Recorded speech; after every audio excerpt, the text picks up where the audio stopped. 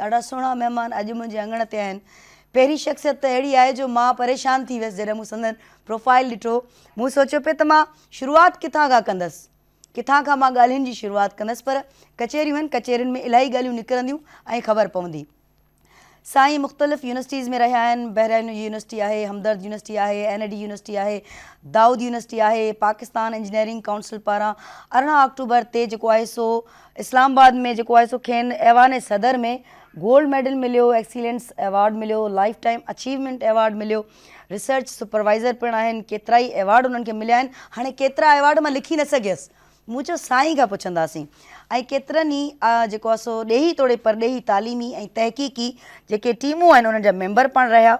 संदन किताब पिणु मौजूदु आहिनि। प्रोफेसर डॉक्टर मोहम्मद इल्ताफ़ मुकाती, अस्सलाम वालेकुम। वालेकुम सलाम सर, खुश आयो, ठीक आयो? अल्लाह का शुक्र है। वेलकम करते हैं हम आपको सर। सबसे पहले मैं पाकिस्तान टेलीविज़न का, डॉक्टर सुलंगी का और आपका शुक्रिया अदा करता हूँ कि because of you people I have got an opportunity to be a part of this कचेरी। बिल्कुलु कचेरी बिल्कुलु असां कचेरी में आहियूं शामिल। मां परेशान थी वियसि तव्हांजी प्रोफाइल ॾिसी त मां छा ॻाल्हायां, किथां ॻाल्हायां। सभिनी खां पहिरें मां तव्हां खां सवाल कंदसि, तव्हांजो ॻोठु कहिड़ो आहे? मैं कराची में पैदा हुआ हूँ। गाँव जो होता है, गाँव कराची में? कराची में पैदा हुआ हूँ। अच्छा। और शायद पता नहीं मेरी फेस से आप मेरी उम्र का अंदाज़ा गलत लगाएं। हाँ, मैंने अभी 65वीं सालगिरह मनाई है अपनी। अच्छा सर, हमने तो पूछा ही नहीं उम्र आपकी। नहीं, वो अभी आप थोड़ी देर पहले बात कर रही थी ना कि मैं सबसे बड़ी हूँ, तो मैंने कहा मैं भी आपसे बड़ा हूँ थोड़ा सा। अच्छा, ठीक है। तो अल्लाह का शुक्र है। मेरी फैमिली तो एजुकेशन भी आपकी यहीं पर सारी ही कराची में? जी एग्जैक्टली।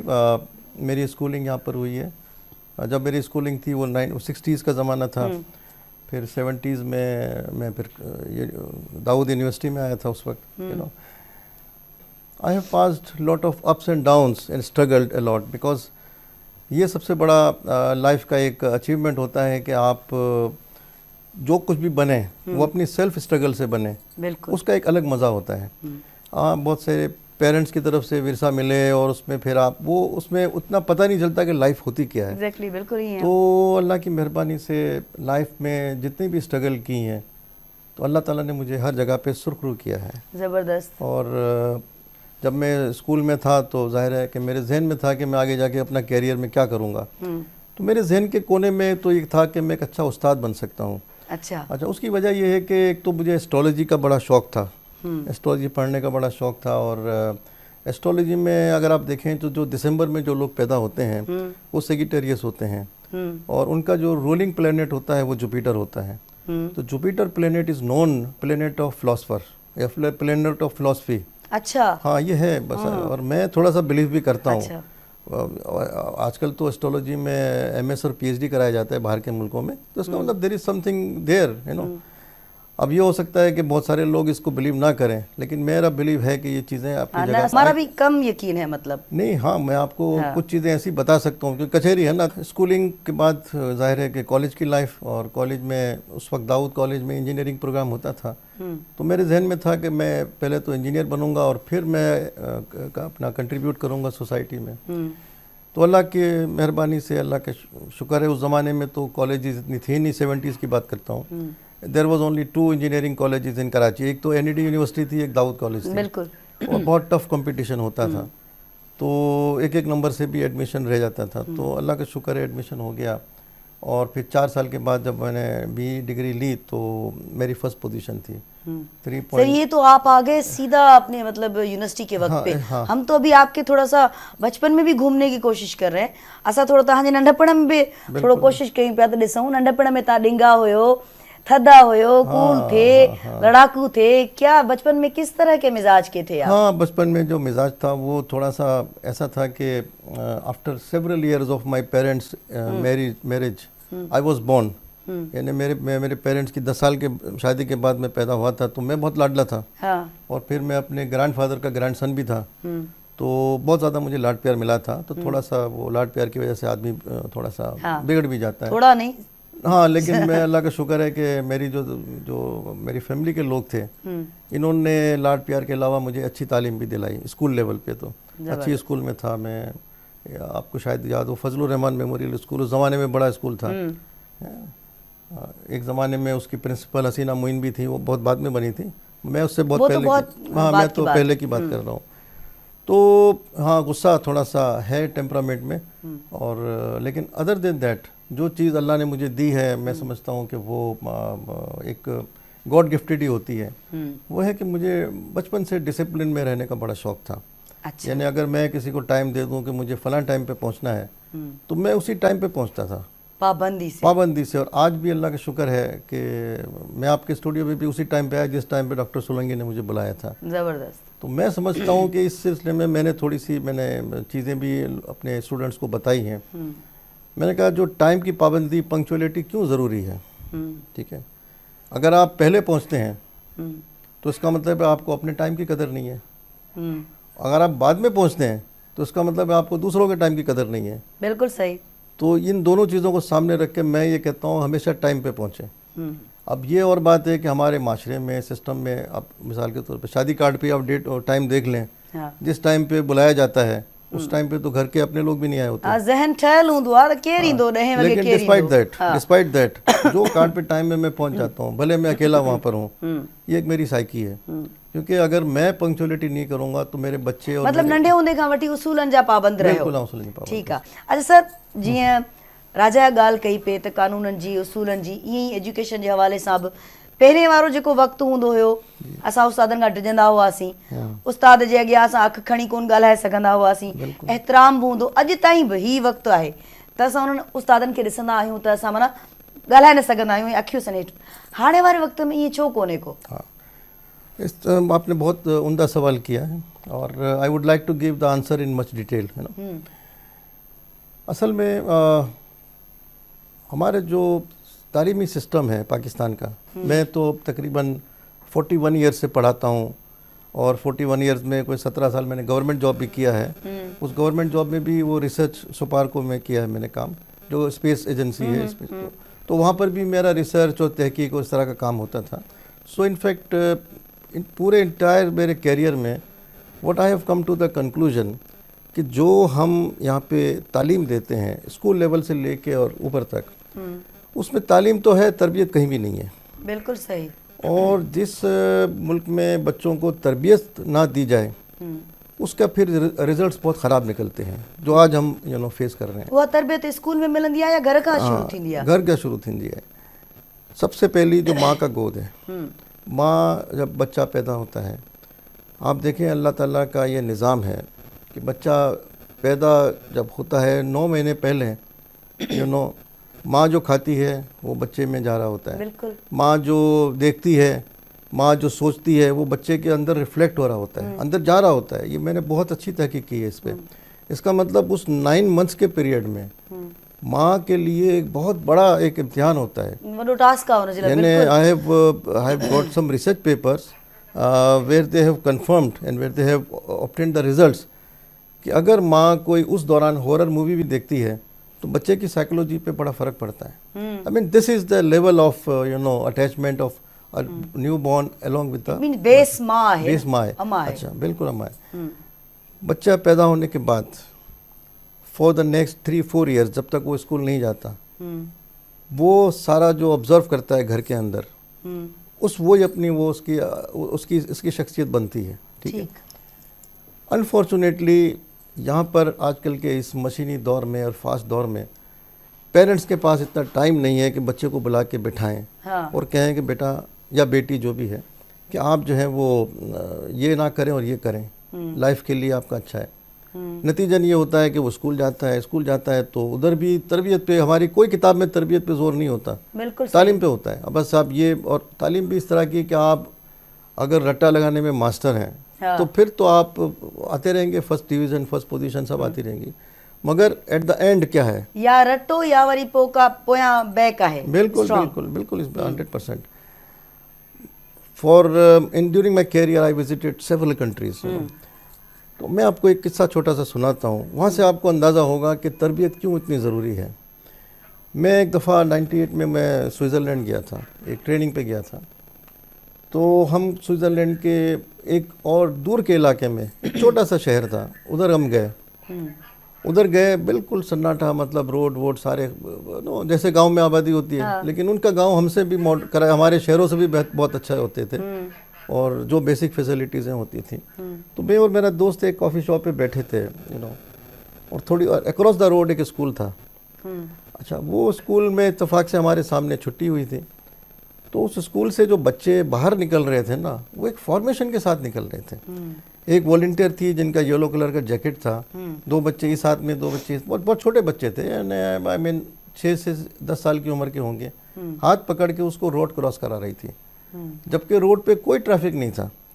अब इन कॉन्ट्रास्ट हमारे यहाँ देखें, बड़े से बड़े स्कूल में भी देखें, जब छुट्टी होती है तो बच्चे ऐसे रश करते हैं जैसे वो कैद से आज़ाद हुए हैं, आज़ाद, बिल्कुल कैद से आज़ाद हुए हैं, और कोई इधर भाग रहा है, कोई उधर भाग रहा है।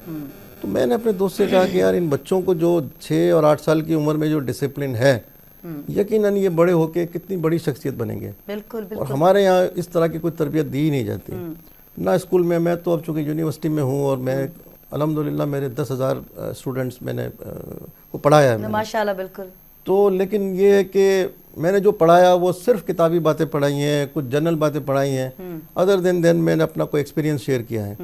मगर एज ए सिलेबस किसी यूनिवर्सिटी में, किसी कॉलेज, किसी स्कूल में तरबियत नाम की कोई चीज़ नहीं बताई जाती, और यही सबसे बड़ा इन जी खोट किथे आ? घर पे, घर का पो स्कूल। हाँ, स्कूल। तो बिनी जी का ना मैटर देखिए, मैं आपको बताऊं, मैं कनाडा में कुछ रहा हूँ, मैं गया था उधर, कनाडा की स्कूल को मैंने विजिट किया, क्योंकि मैं एजुकेशनिस्ट हूँ, तो मुझे ये स्कूलों में, कॉलेजों में विजिट करने का बड़ा मज़ा आता है। Rather than visiting Niagara fall and other places, मैं इन जगहों को ज़्यादा विजिट करता हूँ। उस स्कूल के अंदर पहले तो ये है कि 5 साल से पहले एडमिशन ही नहीं करते। हमारे यहाँ 2.5 साल का बच्चा होता है तो माँ कहती है यार इससे जान छुड़ाओ, स्कूल घर में भी सुकून हो जाएगा। ये हमारी जो टेंडेंसी है, दिस एब्सोल्युटली रॉन्ग, बहुत ख़राब है, बहुत गलत है। वहाँ 5 साल से पहले बच्चा सोच ही नहीं सकता। अच्छा, 5 साल से पीरियड में घर में पढ़ाया, घर में पढ़ाया 5 years up to from 5 years till 12 years. देखें, ये एक रिसर्च है। अगेन मैं बार रिसर्च की बात इसलिए कर रहा हूँ कि मैं बेसिकली मेरा काम है रिसर्च और तालीम। एक रिसर्च ये भी है कि 12 साल की उम्र तक बच्चा जो सीखता है ना, और बच्चे में आप जो चेंजेस कर सकते हैं उसके माइंड में, उसकी साइकी में, 12 साल के बाद उसको चेंज करना बड़ा मुश्किल है। बिल्कुल, बिल्कुल। 12 साल की उम्र तक जो माइंडसेट बन जाता है ना, वो फिर तकरीबन फॉर एवर, जब तक उसकी ज़िंदगी और रहता है। ठीक है, बिल्कुल। अच्छा, अब वो क्या करते हैं, वेस्ट सोसाइटी में क्या होता है और हमारे यहाँ क्या होता है।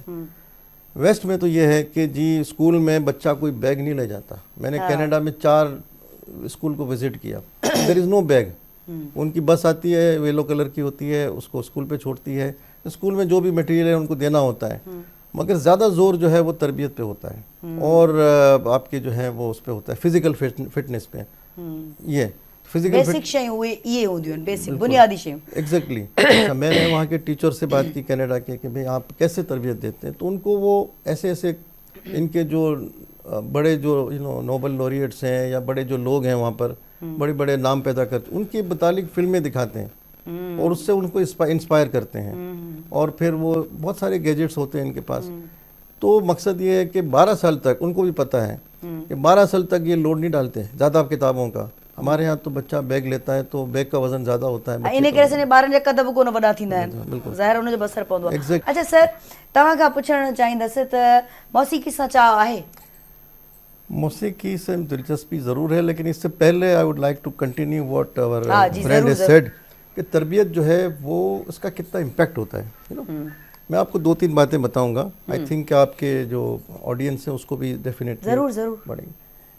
आप ये देखें कि तरबियत ना होने की वजह से हमारे अक्सर लोग रेड लाइट को क्रॉस कर लेते हैं, गाड़ी में होते हैं क्रॉस कर लेते हैं। आप ना करें, आप अच्छे सिविलियन हैं, लेकिन पीछे से इतने हॉर्न बजाएंगे कि आप भी मजबूर हो जाते हैं। यही लोग जब 2 घंटे की फ़्लाइट पे दुबई पहुंचते हैं तो सब सही हो जाते हैं। यहाँ पर प्रॉब्लम है ना कुछ। बच्चा आप देखें पैदा होता है, आप वेस्ट में कहीं भी चले जाएं, यूरोप में चले जाएं, अमेरिका में चले जाएं, आप किसी टॉय शॉप पे जाएं, 6-6 मंजिल की टॉय शॉप होती है, टॉयज़ आर अस बड़ी मशहूर मॉल है। आपको पूरे उसमें कहीं भी आपको टॉय गन नहीं मिलेगी, टॉय गन नहीं मिलेगी। हमारे यहाँ सबसे ज़्यादा फेवरेट टॉय गन ही है। टॉय गन, बच्चे वो चोर पुलिस खेल रहे होते हैं और कुछ मारते हैं, कुछ मरने की एक्टिंग करते हैं। और जस्ट इमेजिन ये 100 बच्चे प्लास्टिक की गन से खेलते हैं, उसमें अगर दो ने भी असली गन उठा ली है आगे जाके तो ज़ाहिर साइकोलॉजिकली तो उन्हनि जे ज़हन में ईंदो त इहो रांदीको आहे, पर जॾहिं ग्रो कंदा त पोइ रांदीको न हूंदो आहे। मैंने तो सिर्फ दो की बात की है। मैं दो बड़ी कंजर्वेटिव फिगर हैं कि 100 प्लास्टिक गन से बच्चे खेलते हैं, 2 यकीनन ऐसे होंगे जो आगे जाके एक्चुअल गन भी उठा लेंगे, और जो आजकल हो रहा है वो यही नतीजा है। और मैंने कई मरतबा अपने टॉक शोज़ में, और बहुत सारे लोग आप जैसे बुलाते हैं मुझे, मैं ये कहता हूँ कि for God sake toy guns पे बैन लगाओ। बच्चे की साइकी हम क्या बना रहे हैं? अब तो ऐसी ऐसी मशीन गनें आती हैं जिसको चलने की आवाज़ भी यकीनन आपको लगेगा असली गन चल रही है। बिल्कुल बिल्कुल। और यही होता है अनफॉर्चुनेटली हमारे ये सिस्टम में। एटीएम पे ज़्यादातर लोग मग होते हैं या प्रॉब्लम होता है। अक्सर लगता है कि ये प्लास्टिक की गन है, लेकिन कोई रिस्क नहीं लेता, पता नहीं यार असली ना निकल आए, तो हमारी हर माण्हू कॉन्शियस हूंदो आहे। हाँ, हर हंध ते। ठीक है। तो मैं सिर्फ तरबियत पे इसलिए ज़ोर दे रहा हूँ कि मैं समझ लो मेरी 41 ईयर्स की जो एक कैरियर है उसके कंक्लूजन पे पहुंचूं, ताकि कुछ लोगों को मेरी रिसर्च से, मेरी कंक्लूजन से फ़ाइदा पहुंचे। बिल्कुल। हाणे तव्हां रिसर्च जी ॻाल्हि कई त मां इन सां ई ॻाल्हि जुड़े थी पई। हिकिड़ी रिसर्च उहा हूंदी आहे जेका असां किताबनि खां वठंदा आहियूं, हिकिड़ी रिसर्च उहा हूंदी आहे जेका प्रैक्टिकली असां उन्हनि जॻहियुनि ते, उन्हनि प्लेसिस ते, या जेको बि असां वटि प्रोजेक्ट आहे उते वेंदा आहियूं। ॿई ज़रूरी हूंदियूं आहिनि, पर हिकिड़ा माण्हू रुॻो हिकिड़ी शइ ते फोकस कंदा आहिनि त बसि असां गूगल ते ॾिसी वरितो, किताबनि में पढ़ी वरितो, इहा ई मुंहिंजी रिसर्च आहे जेका कंप्लीट आहे। छा ईअं आहे या ॿिन्ही जी ज़रूरत आहे? ॿिन्ही जी ज़रूरत आहे। And I would like to say something else as well. आप देखें, I got your question very well.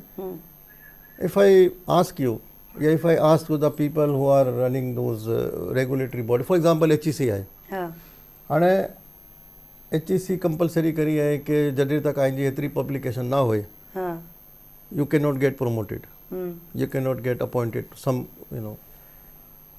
I can challenge. ऐं लाइक HEC जो मेंबर भी आहे, HEC जे अंदर 90% रिसर्च वर्क जिन जो कोई पंहिंजे सिस्टम से, पंहिंजे माशरे से ताल्लुक़ नहीं, they are not connected with our society, they are just the research paper. I don't know how the authors have produced just to get their promotions or appointments। जब आपके जहन में ये होगा कि मैं सिर्फ इसी के लिए, ये तो बड़ा नुकसान है, बहुत नुकसान है, बहुत नुकसान है। मैंने उनके जो अरबाब इख्तियार है, मैं तो अक्सर कहता हूँ कि सर 90% आपके पास जो डेटा बेसिस हैं रिसर्च के, जो लोगों ने जमा कराएं, वो यूजलेस हैं। वो हमारी सोसाइटी से कोई रिसर्च वो करे आदमी जो सोसाइटी से ताल्लुक भी रखती हो। बिल्कुल, ठीक है ना। मेरे कई स्टूडेंट्स हैं जो मेरे अंडर में MS किया, PhD कर रहे हैं, सुपरवाइज़र में उनका रहता हूँ, तो मैं उस टॉपिक पे इनको एक्सेप्ट ही नहीं करता जिस टॉपिक का हमारे सिस्टम से कोई ताल्लुक नहीं हो।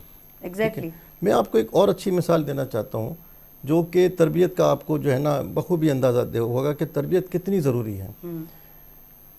बच्चे जब यहाँ पे माँ दुआ देती है बच्चे को, बच्चे को कहती है या अल्लाह मेरा बेटा शेर जैसा हो, या मेरा बच्चा टाइगर है, ये हम यूज़ करते हैं ना। बिल्कुल। ठीक है, क्यों यूज़ करते हैं? जो जानवर जो कभी इंसान को नुकसान नहीं पहुंचाते वो तो डॉग और डोंकी हैं, जो हमेशा इंसान की खिदमत करते हैं। डोंकी तो सदियों से जो है वो माल बर्दारी के और वज़न उठाने के काम आता है, और कभी भी वो इंसान को नहीं खाता। शेर तो खा जाता है, लेकिन हमारे माइंडसेट ऐसा है कि हम बच्चों को कहते हैं तुम शेर जैसे बनो। तो हो सकता है माओ के जहन में ये ख्याल हो कि जहनी तौर पर शेर जैसा हो। नहीं, हाँ, तो यही होता है ना कि साइकोलॉजिकली शेर जैसा हो कि मुझे दुश्मन का मुकाबला कैसे करना है। वो गलत है ना, हमने तो ट्रेनिंग ही गलत दी ना उसको। ट्रेनिंग गलत दी। अब अगर देखें ना, डॉग और डोंकी को हम बुरे मानों में यूज़ करते हैं। किसी को गाली बकनी हो तो हम डोंकी कह देते हैं, जबकि वो काम वाले भी हैं और वफादार भी हैं। वो वफादार भी हैं, काम वाले भी हैं। इस माइंडसेट को कौन बदलेगा? आप देखें अमेरिका में एक पॉलिटिकल पार्टी का जो सिंबल है, इंतखाबी निशान है, आप माइंड नहीं करना, बिल्कुल ऐसा ही है, नहीं, वो डोंकी है, गधा है। हमारे यहाँ किसी पार्टी का शेर भी है। तो बहुत माइंडसेट का फ़र्क है, माइंडसेट का फ़र्क। इस माइंडसेट को चेंज करने के लिए आपको तालीमी निज़ाम में एक रेवोल्यूशन लाना पड़ेगा, इसके बगैर काम नहीं चलेगा। बिल्कुल। और वक्त वक्त जी ॻाल्हि हूंदी आहे। जंहिं वक्त में तव्हां पढ़िया हुयो उहो वक्त ॿियो हुयो, जंहिं वक्त में तव्हांजा ॿार पढ़िया उहो वक्त ॿियो हुयो। हर वक्त जी हिकिड़ी पंहिंजी रिक्वायरमेंट आहे, उन सां ई माइंड सेट चेंज थींदो आहे न। साॻियो त नथो रही सघे, तव्हां वारी सोच मुंहिंजी नथी थी सघे, मूं वारी सोच हाणे। अच्छा सर, तव्हां ॾे ईंदसि मां, माशाल्लाह तव्हां ॾेह पर ॾेह में मतलब उर्दू में भी ॿुधाईंदा, सिंधी में तव्हां सम्झी विया हूंदो ॾेह पर ॾेह में। ठीकु आहे, तव्हां माशाल्लाह कमु कयो आहे, तहक़ीक़ कई आहे, रिसर्च कई आहे। तव्हांखे जेको फ़र्क़ु नज़र आयो पंहिंजे मुल्क में रिसर्च करणु ऐं परॾेह में रिसर्च करणु, बुनियादी फ़र्क़ु कहिड़ो नज़र आयो? Very good question. देखें, रिसर्च जो है ना वो उस माशरे में कामयाब होती है जहाँ पर लोगों को स्ट्रेसेस ना हो, प्रॉब्लम्स ना हो, लाइफ एक अच्छी जा रही हो, हर 10 मिनट के बाद एक ब्रेकिंग न्यूज़ ना आ रही हो। अब मैं रिसर्च के लिए एक बिल्कुल डिफरेंट माइंड चाहिए, ऑल टुगेदर डिफरेंट माइंड। आप अगर ये कहें कि आप साल के 2 रिसर्च पेपर प्रोड्यूस करो या 3 करो सिर्फ इसलिए कि जी आपका प्रमोशन रुका हुआ है, तो वो फिर रिसर्च ऐसे ही होती है। रिसर्च के लिए एक बहुत ही साफ सुथरा माहौल चाहिए, एक अच्छा माहौल चाहिए, आपको ज़हनी तौर पर पीस चाहिए, फिर रिसर्च होती है। मैं कुछ सवाल लोगों को पूछता हूँ अपनी क्लास में, अभी तो वाइस प्रेसिडेंट हूँ इसलिए अब पढ़ाता नहीं हूँ, लेकिन इससे पहले मैं पढ़ाता भी था। मैंने अपने स्टूडेंट से सवाल किया, जैसे लोग पीएचडी करते हैं, मैंने कहा यार आप पीएचडी क्यों करते हैं? एक क्लास थी मेरी रिसर्च मेथोडोलॉजी पे, तो उस क्लास में मैं पढ़ाता था, कोई 18-19 स्टूडेंट्स थे वहाँ पर पीएचडी कर रहे थे। तो मेरा पहला क्वेश्चन था कि why do we do PhD, आप क्यों कर रहे हो पीएचडी? तो everybody has a different answer but nobody reach to the correct answer. किसी ने कहा कि जी हमारे नाम के आगे डॉक्टर लग जाए, किसी ने कहा कि भाई प्रमोशन के लिए और एकेडमिक्स में रहना है, अगर पीएचडी नहीं होंगे तो हम लेक्चरर से आगे बढ़ ही नहीं सकते। You know, they everybody told the different thing. बिल्कुल, पीएचडी का मकसद यही है नहीं। पीएचडी तो एक लाइसेंस है, PhD is a license, is a piece of paper which is like a license. वो आपको अलाउ करती है कि आप एक इंडिपेंडेंट रिसर्चर बन गए हो, ये उसका मकसद है। हमारे यहाँ पे तस्वीर क्लियर कौन है, वही तस्वीर। तो ऐसे लोग हैं जो पाकिस्तान में चुके, पीएचडी करना भी एक बहुत मुश्किल काम है। अच्छा, तव्हां माशाल्लाह एॾा अवार्ड सर तव्हांखे मिलिया आहिनि माशाल्लाह, उन में अचीवमेंट अवार्ड भी आहे, एक्सीलेंस अवार्ड भी आहे, ॿिया बि अलाए केतिरा जो मूं लिस्ट मूं लिखी कोन, मूं चयो बाबा घणा आहिनि इहे। सो उहे किथे किथे मिलिया तव्हांखे, कहिड़ियुनि कहिड़ियुनि जॻहियुनि ते? वेरी रिसेंटली, जैसे आपने इंट्रोडक्शन में बताया, लास्ट 2 मंथ्स बैक 18 अक्टूबर को पाकिस्तान इंजीनियरिंग काउंसिल ने लाइफ टाइम अचीवमेंट अवार्ड दिया है मुझे, along with a gold medal. तो ऐवान सदर में वो तकरीब थी और उस तकरीब में वो मिल गया, कुछ और लोगों को भी मिला है उसमें। बट ये ज़ाहिर है मेरे लिए मेरी लाइफ का एक अचीवमेंट है। बिल्कुल, 65 ईयर्स की लाइफ में अगर लाइफ अचीवमेंट मिलता है तो ये एक ऑनर होता है। बिल्कुल। इससे पहले मुझे हायर एजुकेशन कमीशन ने बेस्ट यूनिवर्सिटी टीचर का अवार्ड दिया था। 2009 का मैं बेस्ट यूनिवर्सिटी टीचर था। जबरदस्त। तो वहाँ भी वो इस्लामाबाद में एक सेरेमनी हुई थी जिसमें कि उनके चेयरमैन और सब आए थे HEC के, और उन्होंने अवार्ड दिए थे।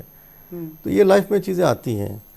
आप अगर ऑनेस्टली अपने काम से डील करती हैं, आपके काम के अंदर डेप्थ है और काम वो जो आपका पैशन हो, ये एक बहुत ज़रूरी बात है, बहुत ज़रूरी चीज़ है जो अपने मैं स्टूडेंट्स को भी कहता हूँ कि बेटे आप वो कोर्स पढ़ें या वो प्रोग्राम लें जिसमें आपका पैशन हो। बिल्कुल। आपको पैशन होगा तो कभी भी उस काम को करते हुए घड़ी नहीं देखेंगे आप।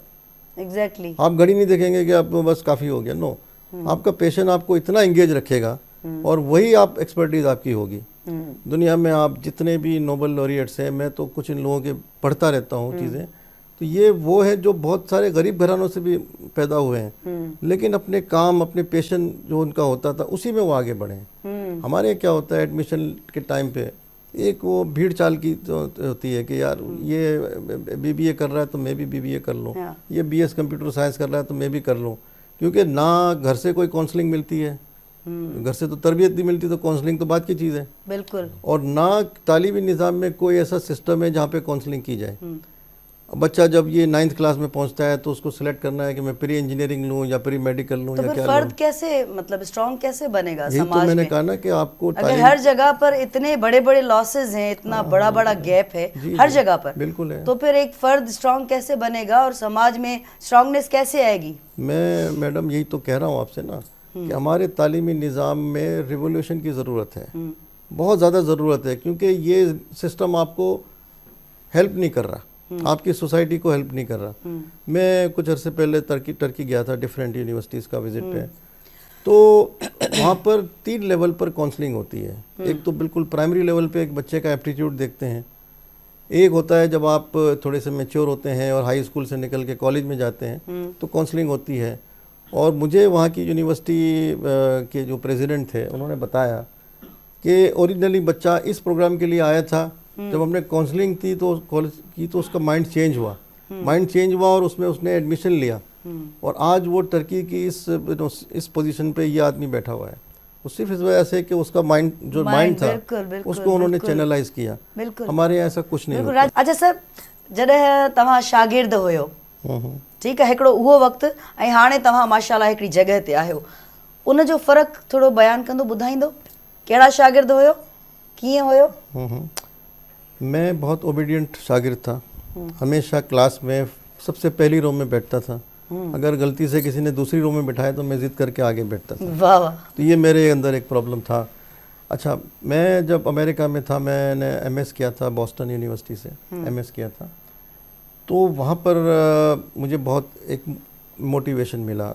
और वहाँ पर असल में सिस्टम ऐसा था ना, वो सिस्टम ऐसा है कि अगर आप में आपके अंदर थोड़ी सी भी अच्छी पॉजिटिवनेस है तो सिस्टम आपको बहुत ऊपर ले जाता है। अच्छा, अनफॉर्चुनेटली हमारे माशरे में थोड़ी बहुत पॉजिटिवनेस है तो उसको ड्रैग डाउन हो जाती है और नेगेटिव की तरफ चला जाता है। अब ये सिस्टम का कसूर है। जहाँ तक तालीम का है तो मैं जब स्टूडेंट था तो मैं अपने 2 प्रोफेसर थे, एक अमेरिका में प्रोफेसर पिरोल थे और एक प्रोफेसर जोन्स थे, मैं उन दोनों का असिस्टेंट था क्योंकि that was my privilege to work with them. तो अगर एक मैं थोड़ा सा किस्सा बताऊं तो प्रोफेसर जोन्स थे, उन्होंने मुझे मेरे उनकी क्लास में switching theory and logic design पढ़ाते थे वो, तो मैंने उनकी क्लास में टॉप किया था। और मेरे साले बहुत सारे फॉरेनर स्टूडेंट्स थे ना, इंडिया के भी थे, जापान, सब दुनिया के स्टूडेंट्स अमेरिका में आते हैं। तो मेरी यूनिवर्सिटी ऐसी थी जिसमें ज़्यादातर बाहर के स्टूडेंट्स होते थे, लोकल कम होते थे। तो बस वो अल्लाह की मेहरबानी थी, मैंने उसमें ए ग्रेड भी लिया और सबसे ज़्यादा नंबर भी आए थे। तो प्रोफेसर जोन्स ने मुझे कहा कि आप would you like to become my TA? तो मैंने कहा ये तो it's an honour for me sir, ये तो इससे बड़ी न्यूज़ मेरे लिए क्या होगी। तो मुझे उन्होंने अपनी ऑफिस में बुलाया और मुझे कहा कि ये फॉर्म आप भरें, तो उसमें वो पर्टिकुलर्स भरने होते थे। तो जब नेशनलिटी का कॉलम आया तो मैंने पाकिस्तानी लिखा। अब ये फैक्ट बता रहा हूँ मैं, हो सकता है कुछ लोग इसको माइंड करें, पसंद ना करें। हाँ सर, करे भी सघंदा इन करे थोड़ा सोचे समझे ॿुधाइजो। सोचे समझे ॿुधाइजो। हाँ, आई गॉट योर पॉइंट। तो वो मैंने लिखा नेशनलिटी पाकिस्तानी, तो उन्होंने फॉर्म ले लिया। No I can not offer you. मैंने कहा sir what is wrong with Pakistani? तो कहता आई थॉट के you are from somewhere else. ठीक है। तो मैंने कहा नो आई एम पाकिस्तानी। तो फिर मैंने वो थोड़ा सा मेरी बॉडी लैंग्वेज मुझे बड़ा डिप्रेस हो गया। हाँ। एक प्रोफेसर ने इतनी बड़ी ऑफर की और एकदम वो ख़त्म कर दी। तो मैंने कहा professor Jones, if you don't mind, so I would like to know what is wrong with my country fellows Pakistani. उसने कहा no I had 2-3 Pakistani earlier as well, but I was not satisfied because of XYZ reasons. तो मैंने कहा कि professor look, all 5 fingers are not equal, so give me a chance, I will not ask for any money from you. आप मुझे remuneration भी ना दे, कुछ ना दे, मौके दे मुझे। तो ही गिव मी उसने कहा I will put you on trial for 2 weeks। मैंने कहा ठीक है, 2 हफ्ते में ट्रायल दूंगा, अगर मैं सही हुआ तो फिर आप कंटिन्यू करेंगे। अब मेरा काम था वो एग्ज़ाम के पेपर्स वगैरह देते, उसकी ग्रेडिंग करना होता था, सॉल्यूशन भी देते थे। तो मैं घर ले जाता था। मुझे कहा कि एवरी मंडे 9 o'clock वो आपका मीटिंग टाइम होगा। तो जैसे मैंने आपको शुरू में बताया कि पंक्चुअलिटी जो है ये मेरे अंदर एक बिल्ट इन थी।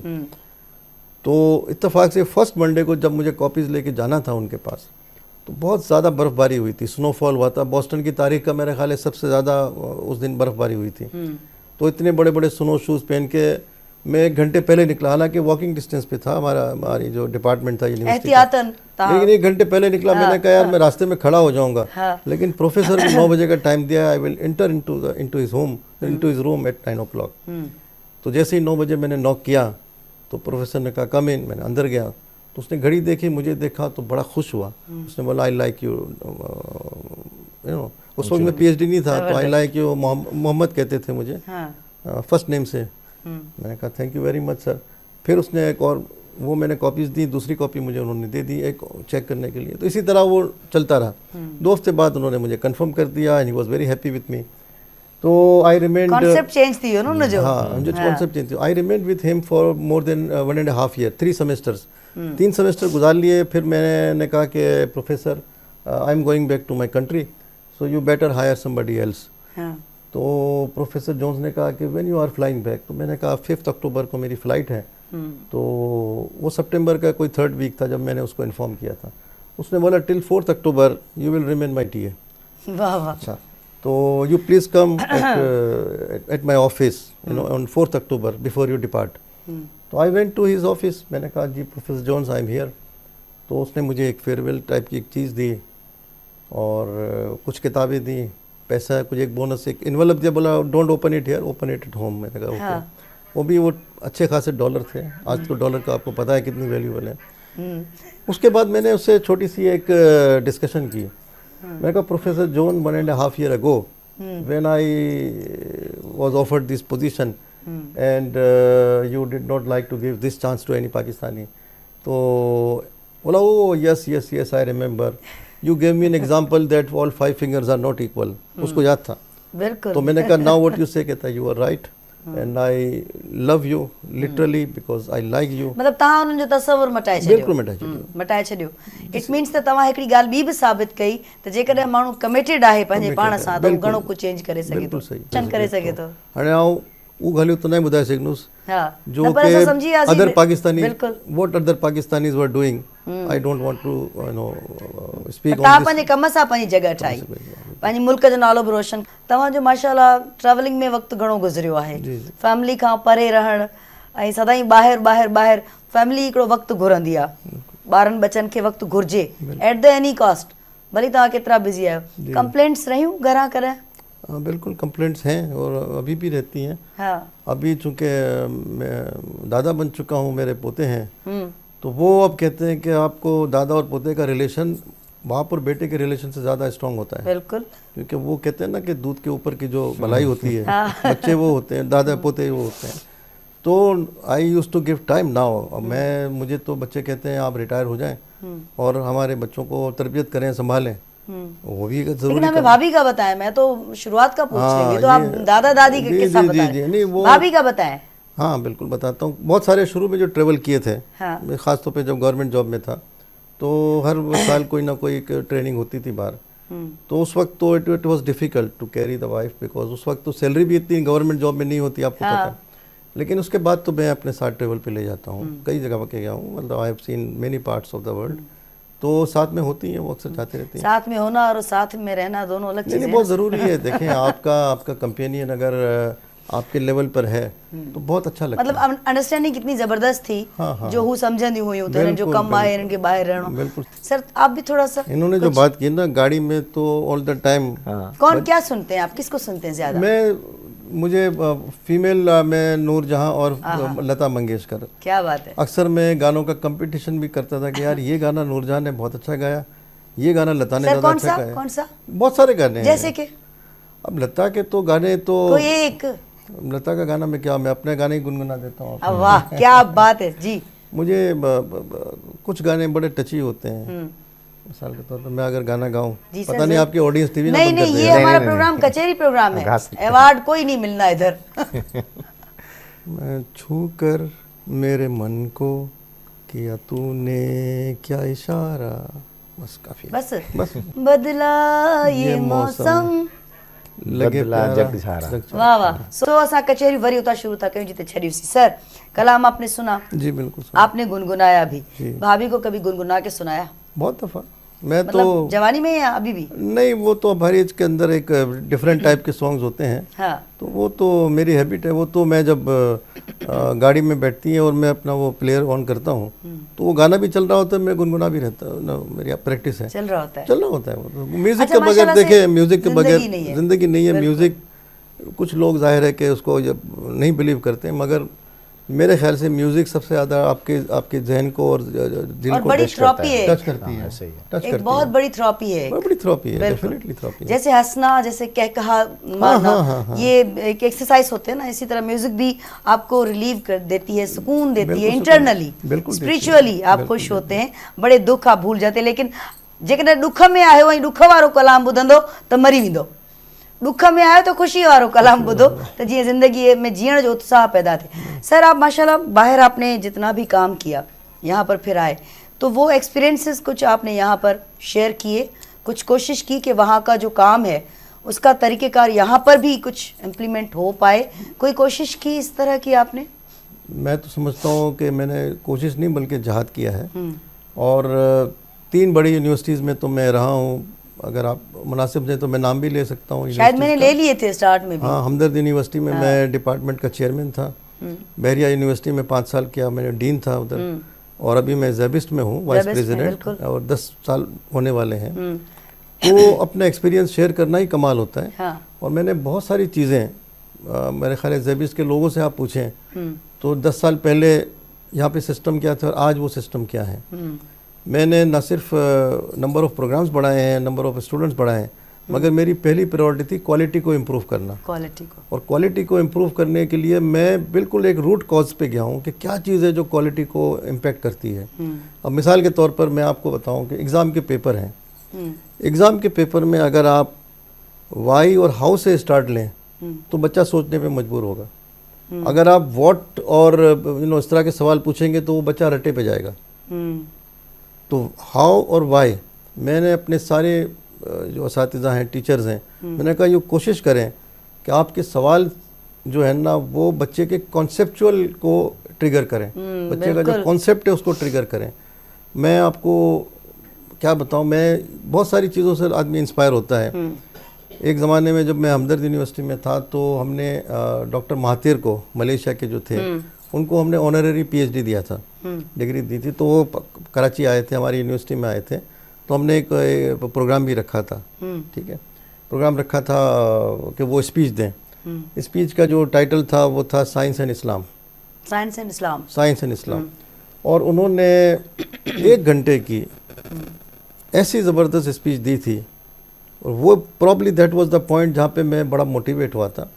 और फिर उसके बाद मैंने किताबें भी 2-3 लिखी हैं।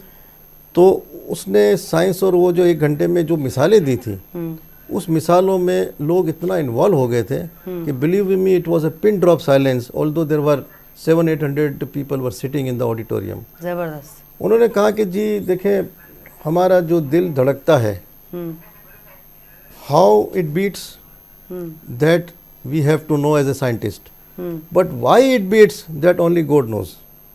So there is no conflict between Islam and science, क्योंकि many people think कि साइंस और इस्लाम में कुछ प्रॉब्लम है, एक दूसरे को बिलीव नहीं करते, ऐसा नहीं है। इसने कोई 15 मिसालें दी या 20 मिसालें दी थी, इसमें इसने बाकायदा बताया कि साइंस इधर है, इस्लाम इधर है।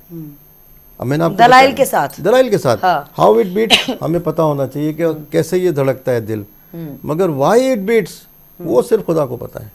बिल्कुल। तो इसी तरह से मैंने भी यहाँ पर उस चीज़ों से इंस्पायर होके मैंने अपने क्यूईसी डिपार्टमेंट को कहा है कि जो भी एग्ज़ाम के पेपर हों उसकी आप स्क्रूटनी करें, और जो पेपर जिसके अंदर बच्चे की कॉन्सेप्ट को हम पूछ रहे हैं वो आप उसको प्रेफर करें, बाकी पेपर्स को आप मॉडरेट करें। किताब आप कितनी किताबें मार्केट में हैं आपकी, आपकी रिसर्च के हवाले से? देखिए, मैं तो एक किताब तो क्योंकि इस किताब के हवाले से ज़रूर बताते चलें, जो ये मैंने सिंधी मां बुधायो, ये मैंने 2006 में लिखी थी या 2007 में, fault diagnosis and testing of digital circuits. ये हायर एजुकेशन कमीशन ने इसको पब्लिश की थी, और मैं बड़ा मतलब मोटिवेट हुआ था उस किताब को लिखने के बाद, क्योंकि उसके बाद एक मेरी कुछ थोड़ी सी ज़्यादा वहाँ पे लोग जानने लगे पाकिस्तान में, एकेडमिक सर्कल में। और इस किताब की मैं तकरीबन पाकिस्तान की जितनी लाइब्रेरीज़ हैं उसमें एक कॉपी है उनके पास। मैंने नहीं भिजवाई, HEC वालों ने खुद भिजवाई थी। मगर उस किताब को अभी MS लेवल पर कंप्यूटर इंजीनियरिंग में एज ए रेफरेंस बुक रखा गया, अभी तक है वो। तो ये एक मेरे लिए ऑनर है। नहीं, अच्छी बात है। मेरे अल्लाह का शुक्र है, 5 अक्टूबर को जब टीचर्स डे होता है तो मेरे मोबाइल की मेमोरी भर जाती है, इतने स्टूडेंट्स का मुझे मैसेज आते हैं, तो मुझे बड़ा एक खुशी होती है। मेरे कई स्टूडेंट बहुत अच्छी अच्छी जगहों पे बाहर बैठे हुए हैं, तो एक आदमी को इंस्पिरेशन होता है कि मेरी प्रोडक्ट ने कुछ किया। मेरा जो बुनियादी उसूल था पढ़ाने का, चाहे मैंने फर्स्ट ईयर को पढ़ाया या फाइनल ईयर को पढ़ाया, मैं हमेशा बेसिक कॉन्सेप्ट पे जोर देता हूँ। बेसिक कॉन्सेप्ट अगर आपके क्लियर होंगे ना, तो आप दुनिया की कोई भी तालीम ले सकते हैं, और फील्ड भी कोई भी हो, आप कोई भी फील्ड हो। सर क्या कहना चाहेंगे, छा चवण चाहिए आपको मैसेज? मैसेज तो मेरा एक ही है, और वो बहुत इम्पोर्टेंट है, मैं मिसाल के ज़रिए ही दे सकता हूँ। ज़रूर। देखिए, अल्लाह ताला ने जो निज़ाम बनाया है पूरी कायनात का, पूरी दुनिया का, वो रहमतुल आलमीन है, सिर्फ रहमतुल रब्बुल आलमीन है। बिल्कुल बिल्कुल। और हमारे जो पैगंबर है वो रहमतुल आलमीन है।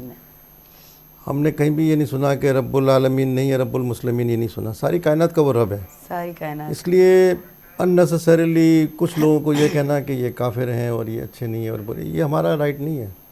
वो खुदा उसका भी है, हमारा भी खुदा है। मैं आपको एक मिसाल दूं, और वो जाहिर है कि एक अल्लाह ने जो मिसाल दी है उसी को मैं फर्दर एक्सप्लोर करके मैं आपको बताता हूँ कि चैरिटी कितनी इम्पोर्टेंट है हमारी सोसाइटी में। और अल्हम्दुलिल्लाह कराची में आपने देखा होगा कि इतनी चैरिटी होती है कि लोग खाना फ्री में मिल जाता है लोगों को, है ना। और शायद हमारी कम्युनिटी में कुछ 30 में से 22 ऐसे इदारे हैं जो कि कम्युनिटी हमारी चलाती है। I belong to a Memon community. बिल्कुल। एक जो दरख्त होता है, छोटा सा पौधा होता है, ये मैं नेचर की एग्जांपल दे रहा हूँ कि नेचर ने आपको क्या सिखाया है। एक छोटा सा पौधा होता है, जब आप इसको ज़मीन में डालते हैं और आहिस्ता आहिस्ता वो ग्रो करता है। आपको पता है ग्रीन कलर जो है उसको क्लोरोफिल कहते हैं, क्लोरोफिल होता है उसमें। और वो क्लोरोफिल सनलाइट पे जब उसको पड़ती है तो एक उस पर केमिकल रिएक्शन होता है। सनलाइट पड़ती है और जड़ों से पानी आता है, तो तीनों के कॉम्बिनेशन से इस प्रोसेस में शुगर बनती है। हाँ। शुगर बनती है और ऑक्सीजन बनती है, ठीक है। वो ऑक्सीजन तो सारी दुनिया के लिए ज़रूरी है, वरना तो हम जिंदा ही नहीं रह सकते। मगर वो जो प्रोसेस होता है उसके नतीजे में जो शुगर या ग्लूकोज बनता है, ये पत्तियां बनाती हैं। लेकिन पत्तियां जो हैं वो फिर दरख्त की सारी जगहों पे वो शुगर को पहुंचाती हैं। बिल्कुल, ठीक है। इसलिए वो छोटा सा पौधा एक तनावर दरख्त बनता है। अगर पत्तियां खुद गर्ज होती हैं, वो कहती है शुगर तो मैं पैदा कर रही हूँ तो मैं क्यों दूँ। तो पत्तियां इतनी मोटी मोटी होती, लेकिन पत्तियां जो है वो दुबली पतली सी होती हैं, पतली पतली होती हैं, और वो अपनी शुगर जो भी है वो अपने रूट्स में पहुंचाती है, जिससे दरख्त कदावर बनता है। एक वक्त वो आता है कि शुगर इतनी सरप्लस हो जाती है, तो अल्लाह ताला का निज़ाम देखें कि उस सरप्लस शुगर को फ्रूट में तब्दील कर देता है। वाह। सारे फ्रूट जो हैं वो बनते ही बेसिकली उसका जो है वो ग्लूकोज होता है उसमें। और कुदरत कहती है कि जिसको खाना है इंसान उसको खाए, अपनी ज़िंदगी बनाए, अपनी सेहत बनाए, सब कुछ करे। अब इस मिसाल को थोड़ा सा आप रिसर्च करें तो इस मिसाल में यह है कि पत्तियां चूँकि शुगर डिपॉजिट नहीं करती, इस तरह से इंसान जो है वो बहुत ज़्यादा दौलत खुद इकट्ठी ना करे, बल्कि उसको डिस्ट्रीब्यूट करे। क्या मैसेज दिया है सर आपने, वाह। इसमें जो है ना वो है कि आप जब तनावर कौम बनने आए। ज़बरदस्त सर। अब क्योंकि वक्त मैं तो और सुनना चाह रही थी, काम की बात तो आपने सारी। सर आपका मैसेज तो मैं समझती हूँ कि खतरनाक था, अगर समझ में आए लोगों के तो आना चाहिए। थैंक यू तव्हां वक्त ॾिनो सर, थैंक यू तव्हां वक्त ॾिनो, महिरबानी। ऐं मां छा चवां, ॿिन्ही शख़्सियतुनि एॾी सुठियूं ॻाल्हियूं कयूं। इंशाअल्लाह वरी गॾु थींदासीं। एॾा